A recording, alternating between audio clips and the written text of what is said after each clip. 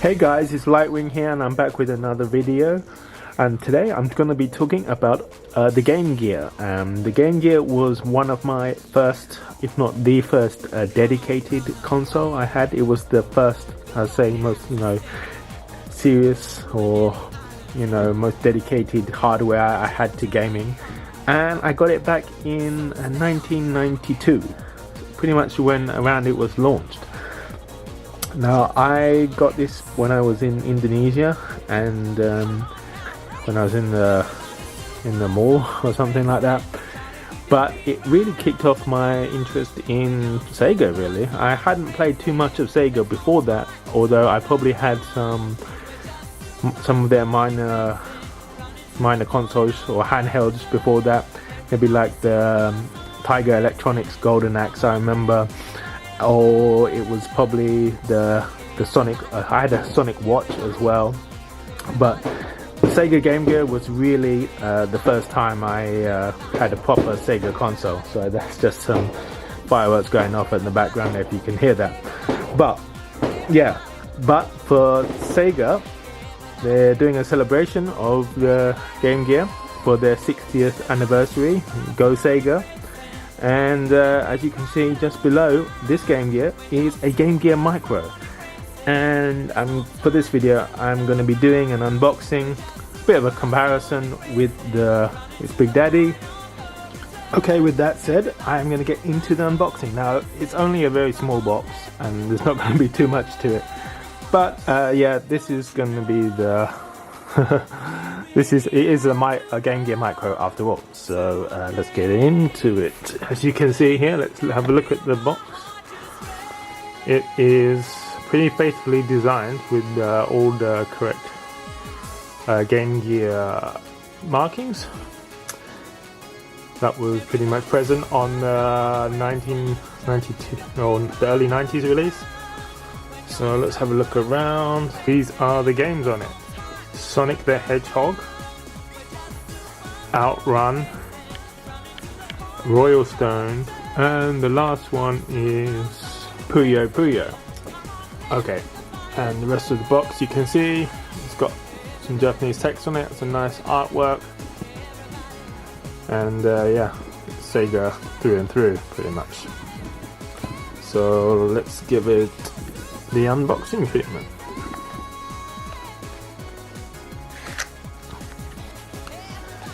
Now, I did order this from Japan. It was from Amazon. So, and I paid 4,900 yen for it. There's an instruction booklet, and of course the rest of the package, the Game Gear Micro. And it's pretty darn sweet, isn't it? Get it out there. Oh, it's a bit difficult to get out. There we go. And it's very small and lightweight. You guys can see that. Check it out.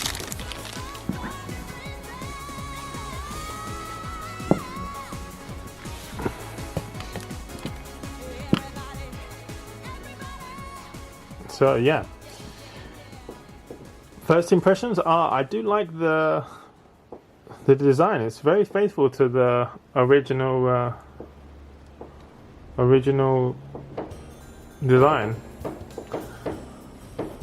and the screen itself is very small, And look at this, the top. It's powered by DC 5 volts. It's got the headphone jack. It's got the volume slider and the power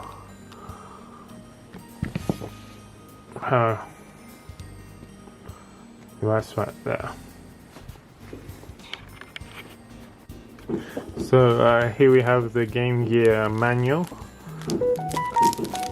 I mean, these things is not strictly essential, but it's nice to see Sega putting some thought into their product. It's all in Japanese, but it's got some cute drawings on it and things like that.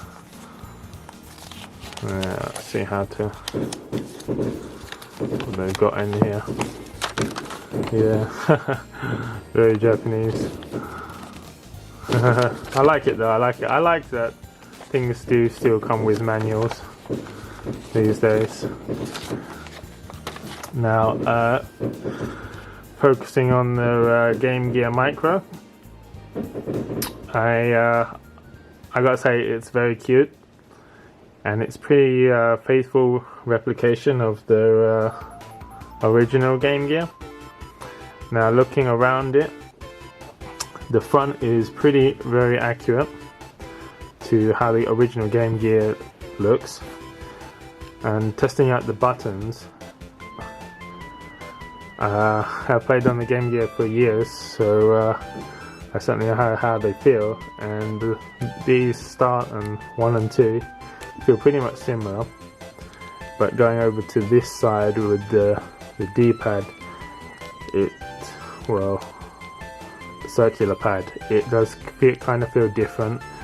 The original Game Gear, there was some resistance when you press down on the directions, but for this one it feels sort of, it just goes straight down. Right? There's no resistance really there. The original Game Gear circular pad felt better. Okay, going over to the back, it does look a bit different on the back, and on the front, on the top as well. I've pointed out the differences already. The original Game Gear ran on 6 AA batteries, and those 6 AA batteries would last you around 2 to 3 hours. And yeah, I used to go through them just like I don't know. I used to just drink it and have them for breakfast. So yeah, it's mainly to do with the screen, the power hungry screen the original Game Gear had. Looking on the bottom, it did have those travel.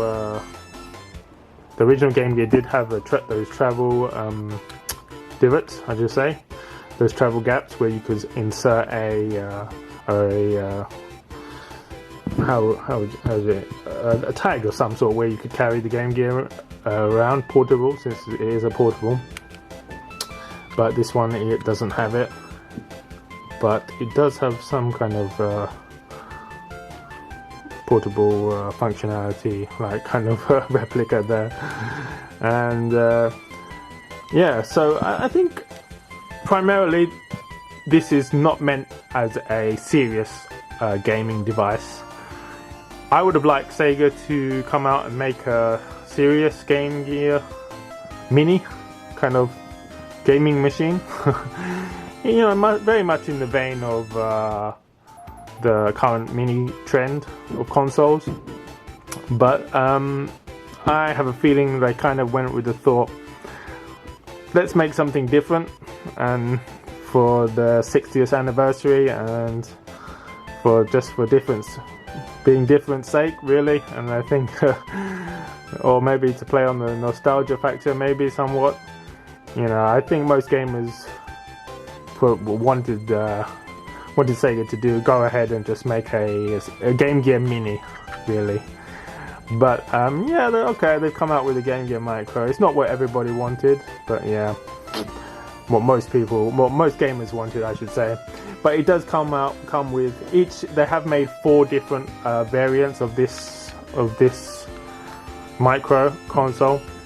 They have, this is the grey one, which comes with 4 games, I believe.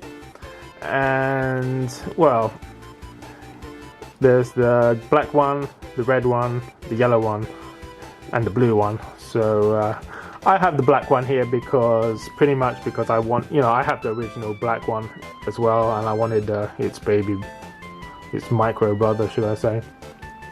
But yeah, let's go ahead and test it out. I have a USB micro USB here, and it goes in the top. Let's see how it works. Okay, it's working now. So, nearly hit the camera though, not the camera. So, But yeah, this is the start. Wow, it's very nostalgic and it's so cute. I don't know if you guys can see the screen. I think we're gonna hold it up closer. There we go.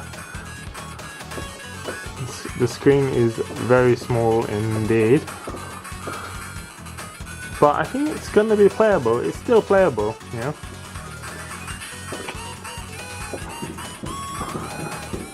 You guys, can you hear that?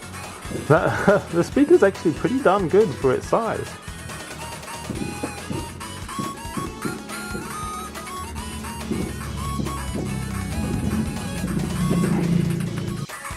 So yeah, I can roll off some numbers here.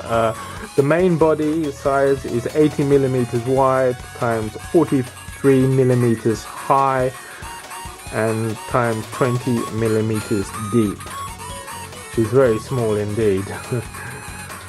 And I believe the screen is a 1-inch monitor as well. So yeah. But I can get a game. Let's get a game up here running. This is let's go with Sonic. It was the first game I played on the Game Gear way back when. So yeah, let's get it up. Gosh, SEGA. Oh gosh, that just brings me way back to the 90s. Now I think that this is the first. This is the original Sonic. Yeah. So this wasn't the original game I actually remember playing all those years back when I first picked up the Game Gear. I actually picked up Sonic Chaos when I got this back in Indonesia, I think it was. There we go. Now, gosh. So it is actually quite playable. But I don't know how many people would really want to spend a long time playing on such a small screen, but I gotta say, it's pretty amazing how they managed to cram in the full game in such a small package, and it's still being quite playable. The buttons, you know, they feel responsive as well. And there's not too much trouble pressing the buttons or overlapping. The controls, I find, with the left, I thought might be a little bit of a problem, like before I booted it up, but yeah, it works.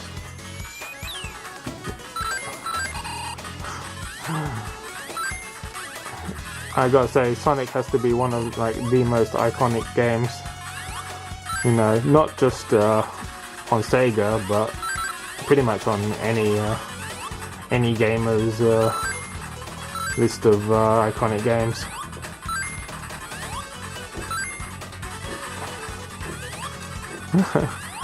This is cool. I'm just trying to keep it in shot there. There we go. Perfect, the first level. Okay. I am going to go on to the comparison now of with its big brother. Let's switch it up.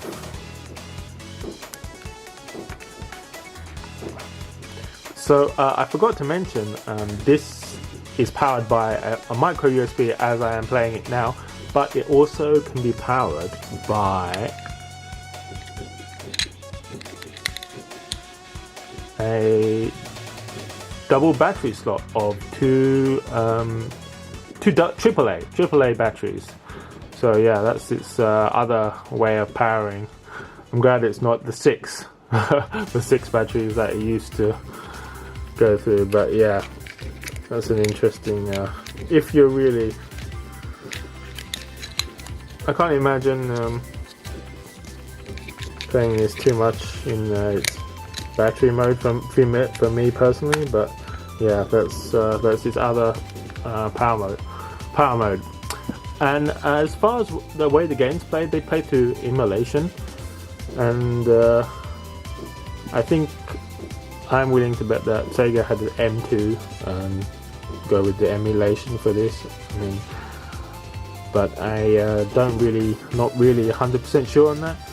But yeah, as I said before, I don't think Sega really intend this to be a proper serious handheld game device. I think it's more of a novelty you know, to celebrate Sega's 60th anniversary.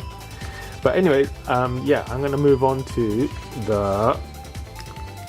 its big brother, my original Game Gear. So I have it just here, and this is it. So this is my original Game Gear I picked up in 1992. I think it was 1992. It's a long time ago now.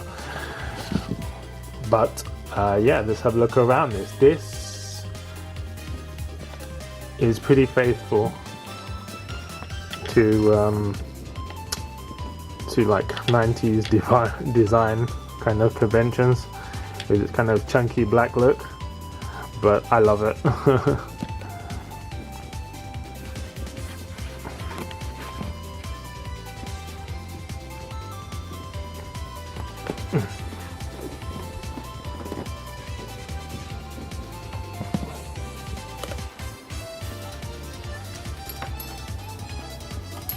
So let's get the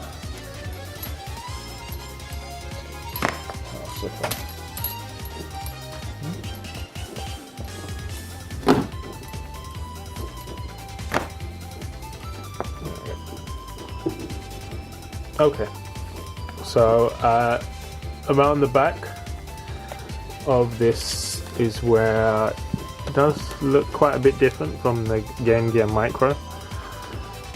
I've got Sonic the Hedgehog in here at the moment, but it does have these big these battery ports, as I can show you here. It takes it off. There's the 3 on that side. I think over the years a lot of people have probably lost these battery ports, these battery covers, should I say. But I've kept mine. And as I was talking, on the underside it has this kind of strap, these strap divots where you can insert a strap to bring round for your 90s kid. Yeah, it's Sega's. I remember kids in my school having the Game Gear and using the strap, and interestingly, the Game Gear had a lot of different attachments as well, which I'll talk about in a bit. But yeah, this is here's the top of the machine. It's got a headphone jack, volume slider, and the power the DC5 in. So DC 9 volts. Yeah, DC 9 volts. Yeah. Okay.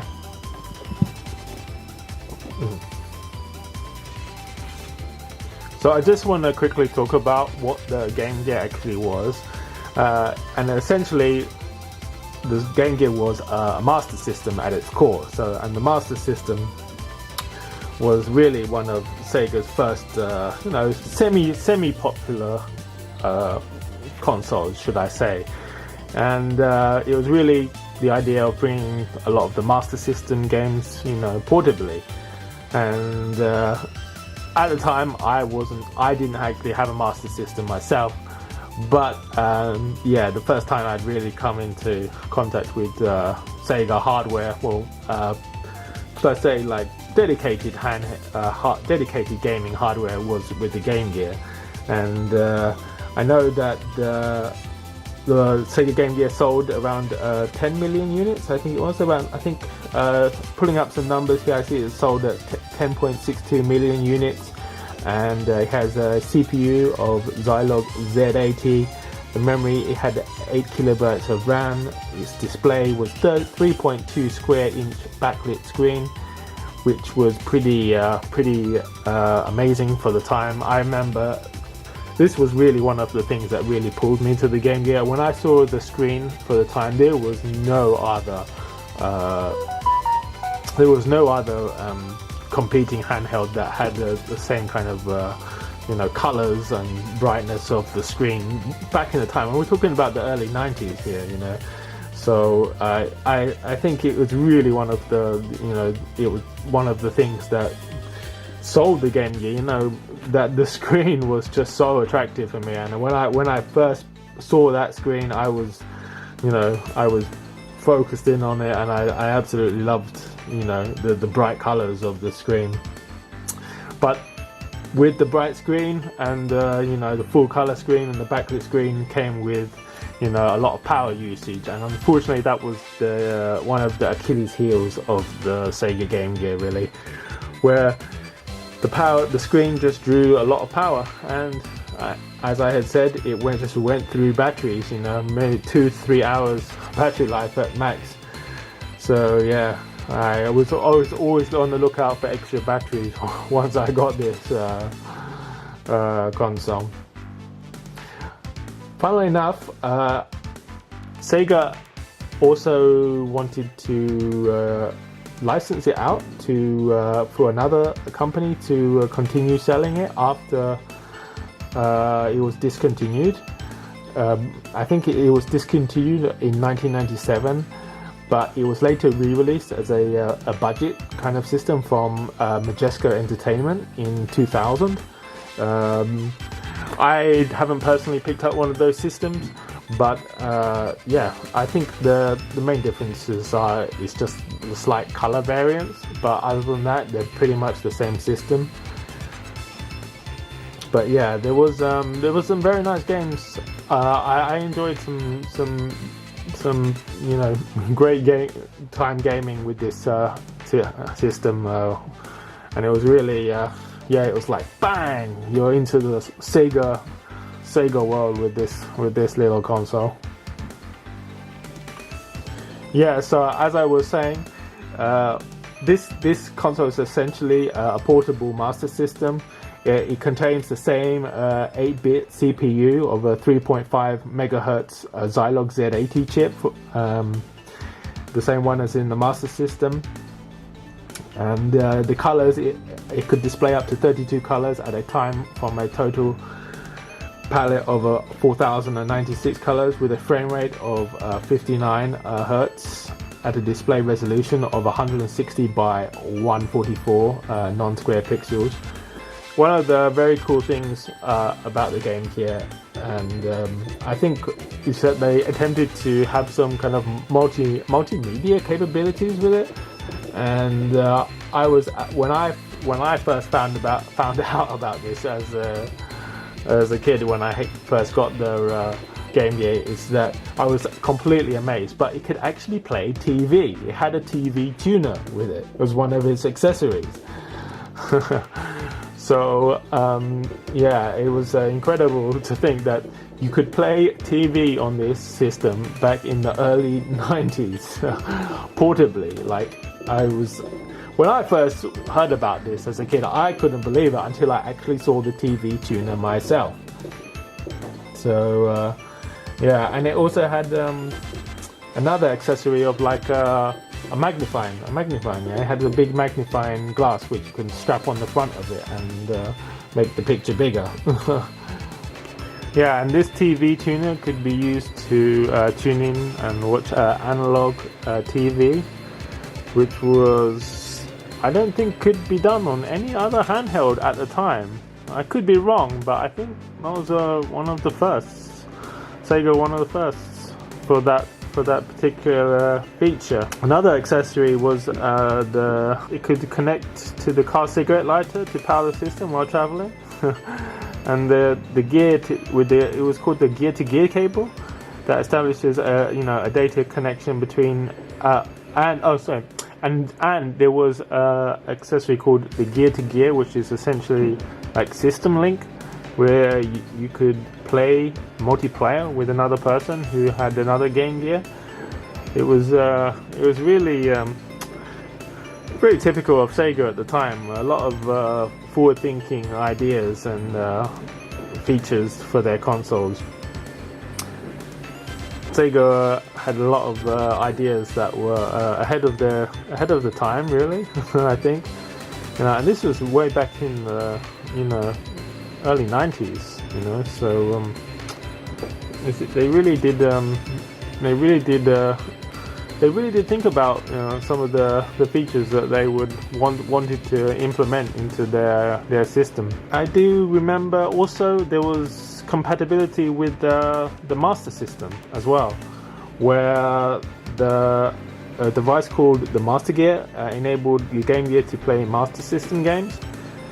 So you know, as I had said earlier in the video, that the Game Gear was essentially a portable Master System. You know, so their later releases also did have different colors as well. So there was a blue sports version, I remember, and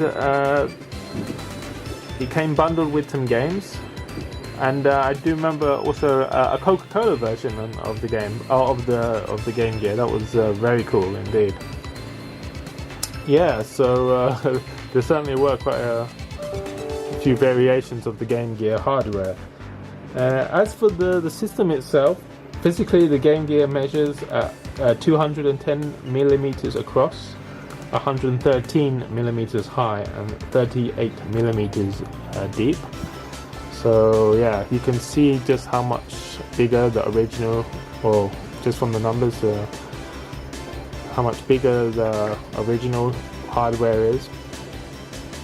But let's try giving it a weight comparison, right?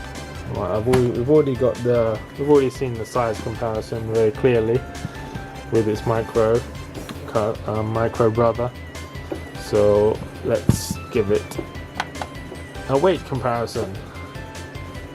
Got the scale here.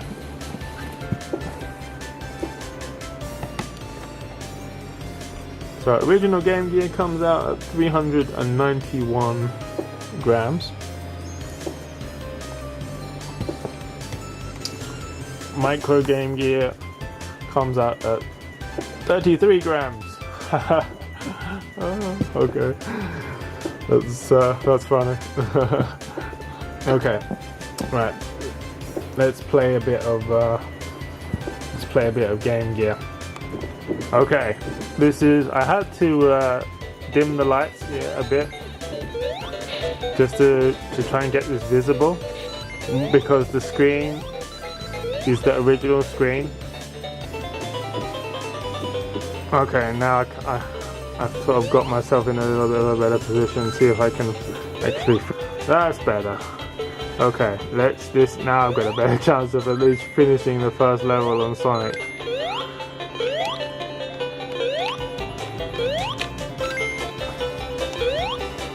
Kind of dirty, the screen, but it's playable.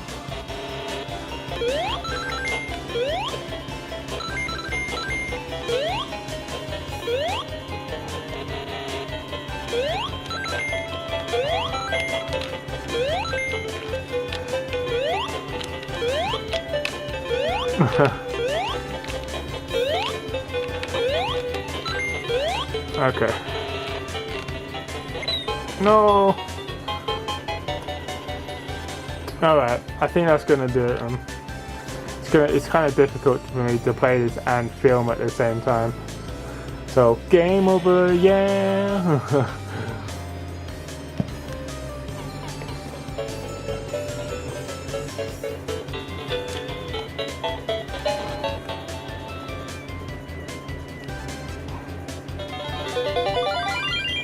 Oh, it's got me coming back. One more playthrough. I can do this. Come on.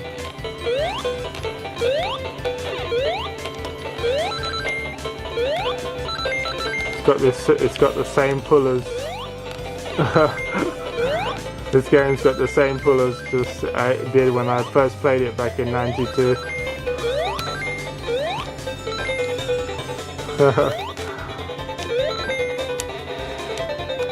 Come on. Come on, Sonic. No. Keep doing rings. Oh, I done it. I finished the first level. Finally. I got through the first level. Okay, that's gonna.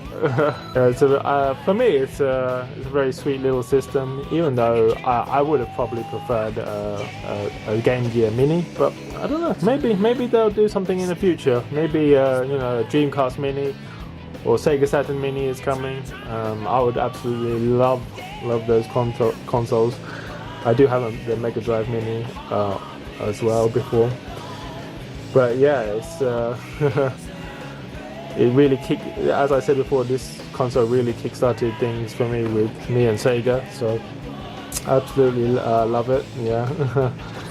So yeah, and I want to know what other people's experiences with Sega Game Gear were. Did you have a Sega Game Gear back in the 90s, or have you picked one up, more recently and just found out about it from kind of a retro perspective? But yeah, I've had it pretty much since the launch. So yeah, it's lovely to see Sega haven't forgotten about their little mini portable console. So yeah, if you could be so kind. If you liked the video, drop a like. If you didn't, hit the dislike. If there's something else you would want to hear from me and about Sega or Sega's Game Gear, leave a comment below, and I'll get back to you. Also, if you're new to the channel, don't forget to hit that subscribe. It would be much appreciated. Lightwing for now is signing out. See you next video. Bye.